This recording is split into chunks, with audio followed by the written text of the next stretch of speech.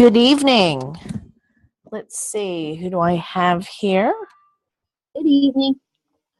Hello. Hi, Pamela. How are you? Doing good. Good. All right, let me move this over here and get to the right screen. Okay, well, welcome to week number 5. This is the end of our time together. And so I wanted to go ahead and spend a little bit of time with you going over the items that we have in this week. You have a discussion board. See if it'll pop up here for me. There we go. And the discussion board, which is due tonight, says, when is discrimination at the workplace unlawful?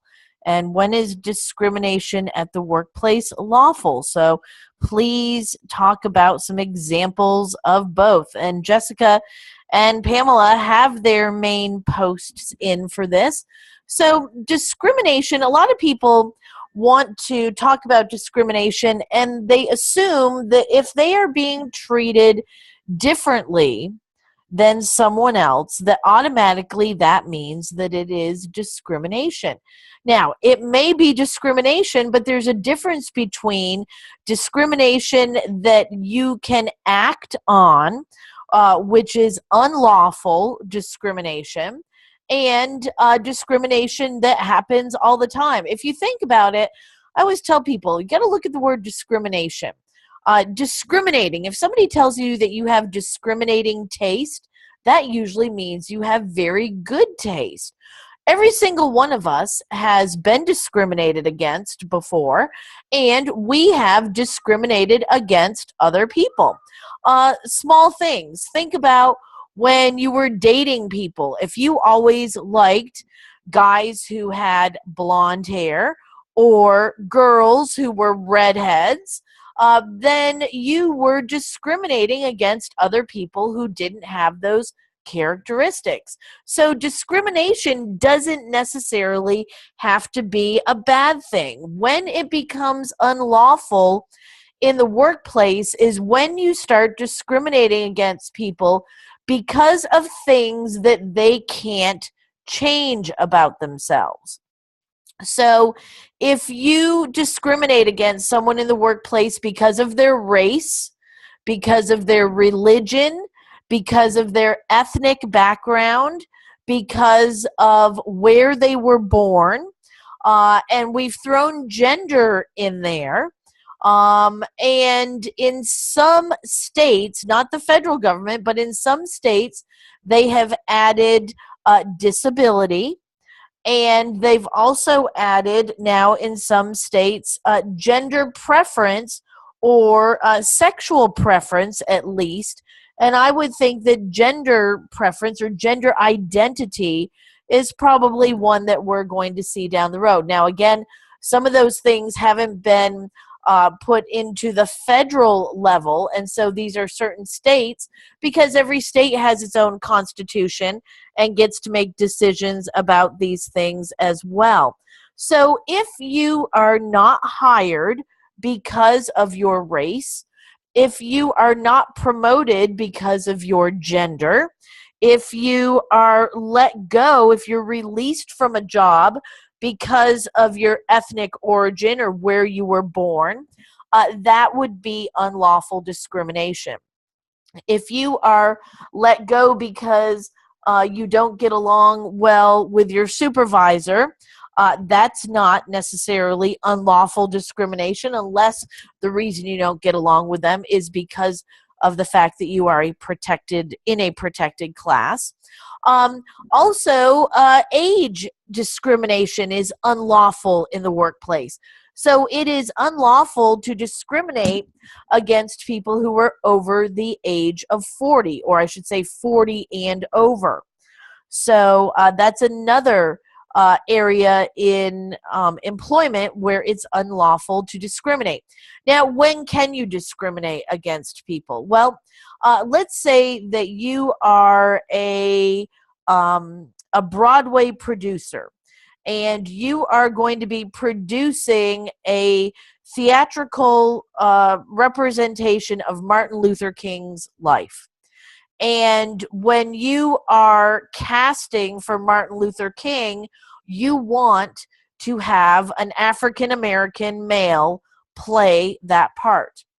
If you don't hire a female, or if you don't hire someone who is white or is Asian, or is of American Indian descent, that would be lawful discrimination, because you have what we call a bona fide reason that you want to hire someone with certain characteristics for that particular job.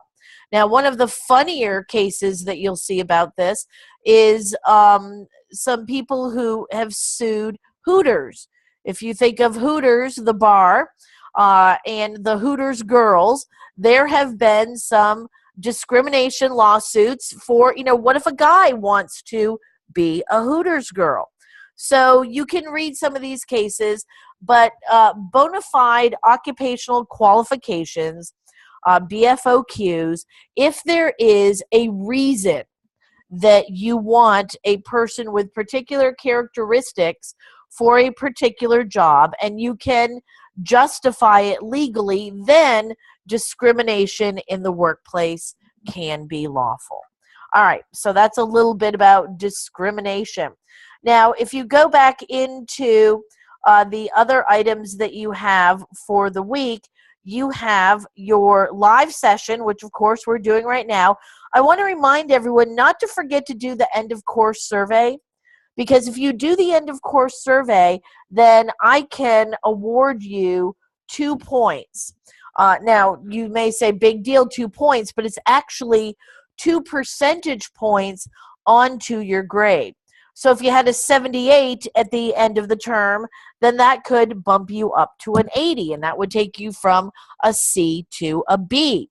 If you had an 88 and you did the end of course survey, then that would bump you to a 90, and that would bump you to an A. So you want to make sure that you don't leave those 2 percentage points on the table. Now, the first part of your final exam is a quiz that is due on Sunday, and it's going to look and feel quite a bit like the regular quizzes that you have been taking throughout the term.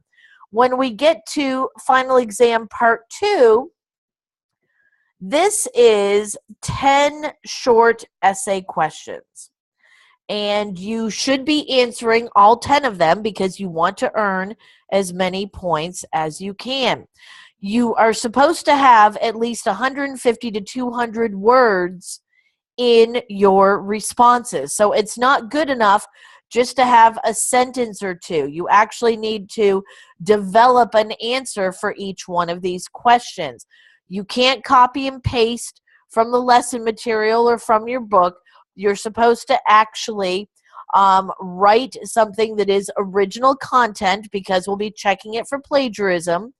And also make sure that you proofread it, and that you should be citing references in APA format for the sources that you read and research for answering the questions. So you want to make sure that you are doing some research, you're fully developing the question, and that you are citing your sources of research for each one of the questions. So there are 10 of them. Today is Wednesday. If you look at Thursday, Friday, Saturday, Sunday, that's 4 days. If you tackled a couple of these a day, it wouldn't be a bad idea. It would make it easier than having to sit down on Sunday and tackle 10 questions. You might, I don't know, it's going to depend on your particular schedule.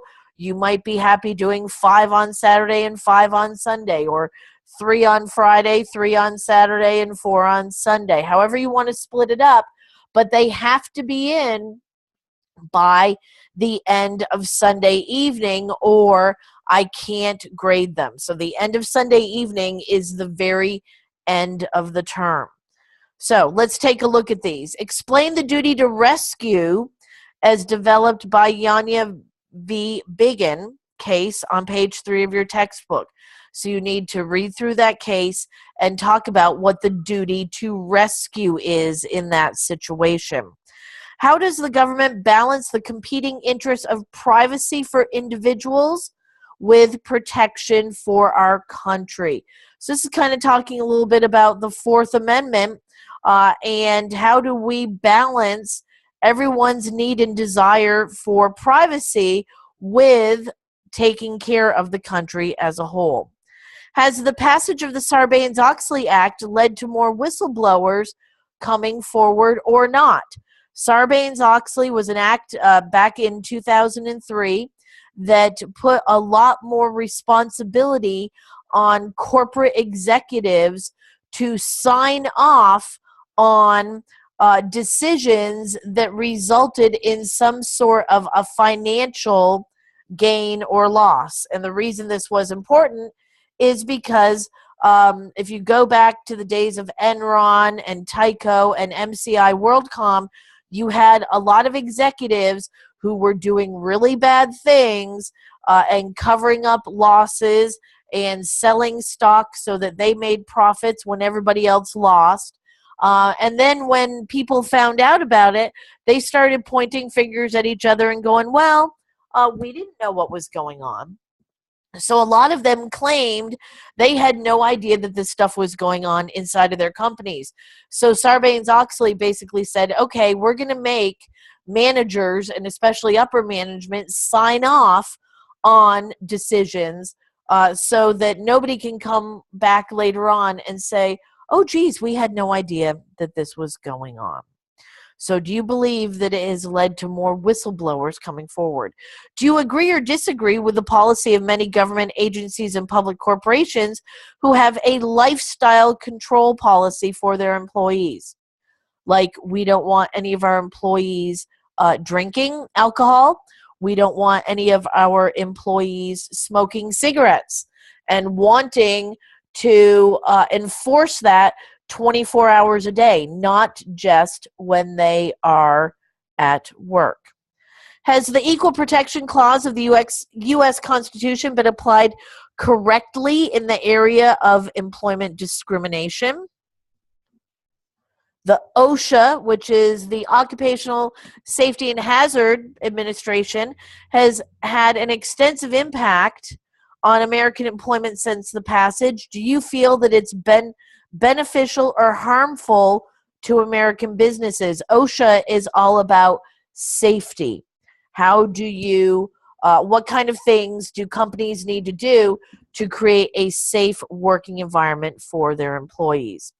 Number 7 says, has the increased globalization of the world's economies been a positive or negative development for the world? What do you think about globalization? The fact that so many countries have budgets and have financial connections to each other, that if you sneeze in one country, another country is having a financial decline or a financial boom. Do you think that's a good thing or a bad thing? Why does the U.S. Constitution's First Amendment protect individual speech more completely than commercial speech? Well, commercial speech is about making money. So why would it be that the U.S. Constitution protects your speech and mine as individuals more than it does speech that is put out there to make money? Explain why the law of personal injury developed from the theory of caveat emptor to the present theory of strict liability. Caveat emptor was let the buyer beware. In other words, if you went and bought anything, you were responsible for what happened. If it was good, bad, or indifferent, you should have done all of your research up front, and too bad, so sad if you get hurt. Versus now, strict liability when companies produce a product that is unsafe. And last but not least, do you agree or disagree with the policy of media companies preventing the file sharing of their products. What do you think about media companies not wanting to file share their products? Okay, so that is 10 different questions. You're going to be looking at somewhere between 1,500 and 2,000 words when you're done. Each one should be at least 150 to 200 words. So again, I would say that if you break it down and do a few each day, that might be a more comfortable situation than trying to do them all at once. But of course, it's going to depend on your schedule. Okay, Pamela, any questions?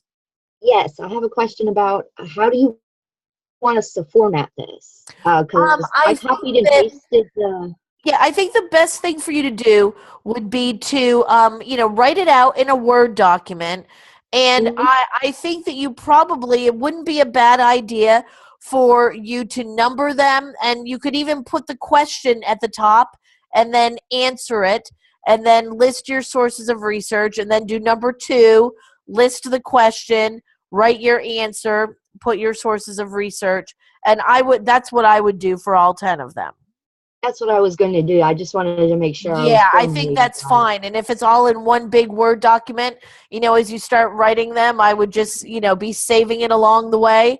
And when Yeah. you're done, it can be one Word document and you can submit it that way. But yes, it's always easiest to read if you number them and put the questions there. Because when I start reading through multiple ones of these, I don't always remember exactly what order the questions were in.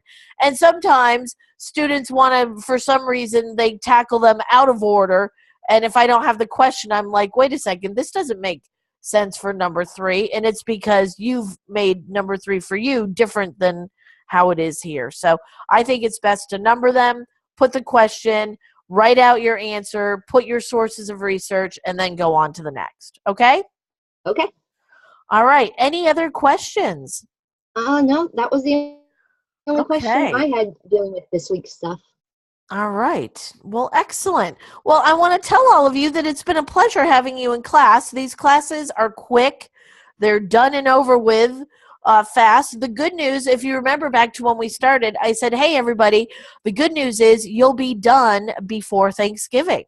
So you'll be done on Sunday, and I hope everybody has a wonderful Thanksgiving. And just as a reminder, if you owe me any work, if there's anything that you have missed along the way that you should be working on, that you need to finish up, now would be the time to get it done, because I will go back through and I will look for any late submitted work along the way.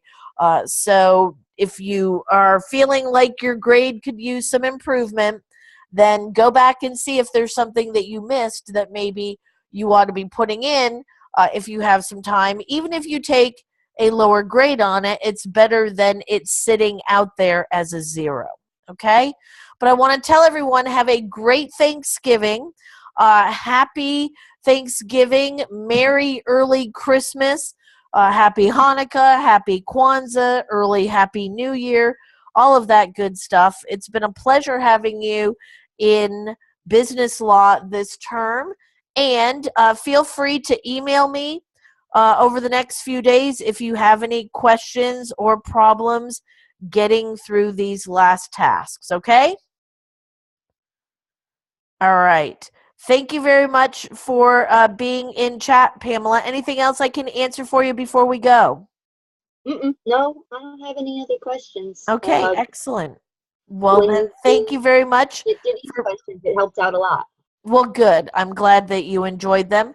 And have a great last few days of the term. And then happy holidays. Happy holidays to you too. Thanks. Take care. Bye-bye. Bye.